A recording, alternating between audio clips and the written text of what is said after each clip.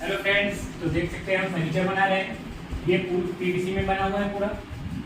इसकी साइज है 6 फीट और ऐसे है 6.5 फीट और ऊपर की साइज है 32 और ऐसे है 10.5 फीट। तो ऊपर 6 डोर आएंगे और यहाँ पे स्लाइडिंग डोर आएगा। तो देख सकते हैं हमने डोर के इधर काट रखे हैं प्लाईवुड। ये पीवीसी में पूरा।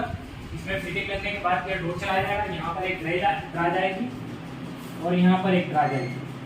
तब तक के लिए फ्रेंड्स बने रहे हमारी वीडियो में। मिलते हैं नेक्स्ट वीडियो में।